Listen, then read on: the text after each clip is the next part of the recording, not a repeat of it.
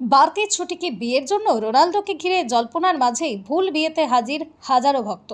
বিশ্বকাপের পর থেকেই মাঠে নামতে দেখা যায়নি তাকে।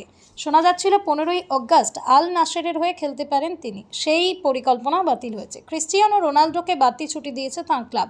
প্রশ্ন উঠছে, বিয়ের জন্যই কি রোনাল্ডোকে বাড়তি ছুটি দেওয়া হয়েছে? এদিকে পর্তুগালে এক দম্পতিকে ভুল করে রোনাল্ডো ও জর্জিনা রদ্রিগেজ ভেবে ঘিরে ধরলেন সমর্থকরা। পরে ভুল ভাঙে।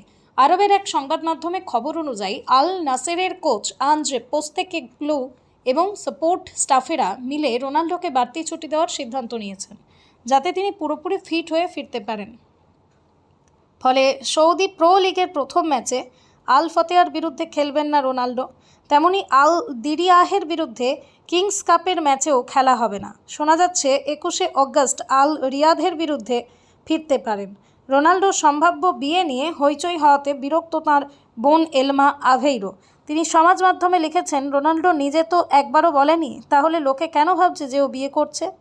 এদিকে শনিবার পর্তুগালের মাদেইরায় একটি বিয়েকে ঘিরে হইচই হবেন। গুজব ছড়িয়ে পড়েছিল ফুনচাল ক্যাথিড্রালে নাকি বান্ধবী জর্জিনাকে বিয়ে করছেন রোনাল্ডো। মুহূর্তের মধ্যেই সেখানে হাজির হয়ে যান হাজার হাজার সমর্থক। দম্পতি গির্জার সামনে গাড়ি থেকে নামতেই সমর্থকদের হাতে ঘেরাও হয়ে যান। পরে সমর্থকদের ভুল ভাঙে। জানা যায় ওই দম্পতির নাম ফাবিও রামোস এবং ফতিমা নিকোল কুনহা।